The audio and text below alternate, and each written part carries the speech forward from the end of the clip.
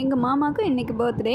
So நைட்டே surprise பண்ணியாச்சு ஒரு ஷர்ட்டெலாம் மாமாவுக்கு ரொம்ப பிடிக்கும். ஸோ அதனால் ஒரு ஷர்ட் மட்டும் எடுத்து கொடுத்தாச்சு. எக்ஸ்பென்சிவாக எதுவும் பண்ணலை. பட் மார்னிங் எழுந்து அவங்கக்கிட்ட ஆசீர்வாதம் வாங்கியாச்சு. கோவிலுக்கெலாம் போயிட்டு வந்து வேலைக்கு கிளம்பி போயிட்டாங்க. ஸோ அங்கே பார்த்தீங்கன்னா அவங்களோட ஓனர் மாமாவுக்கு சர்ப்ரைஸ் பண்ணியிருந்தாங்க. ஸோ மாமா அண்ட் அத்தை 2 பேருக்குமே ட்ரெஸ் எடுத்து கொடுத்து ஒரு சில்வர் காயினும் கொடுத்துருந்தாங்க. ஸோ இது டோட்டலி அன்எக்ஸ்பெக்டட் தான் 2 பேருக்குமே. ஸோ பர்த்டே சூப்பராக இன்றைக்கி போச்சு. ஸோ இது வந்து 90s கிட்ஸோட ஒரு ஃபேவரட் ஸ்நாக்கு. இது வந்து நாங்கள் எங்கள் ஊரில் சார் ரொட்டி அப்படின்னு சொல்லுவோம். இது சொல்கிறதுக்கே வியர்டாக இருக்குது. பட் இங்கே பொறை அப்படின்னு சொல்கிறாங்க. இது ரொம்ப டேஸ்ட்டாக இருக்கும். ஸோ இன்றைக்கி ரொம்ப ஹெவியாக பசிச்சுது அப்படின்றதுனால காஃபியில் இது தொட்டு சாப்பிட்டுட்டேன். சூப்பராக இருந்தது டேஸ்ட்டு. ரொம்ப நாள் கழிச்சு ரொம்ப வருஷம் கழிச்சு இன்றைக்கி தான் சாப்பிட்றேன்.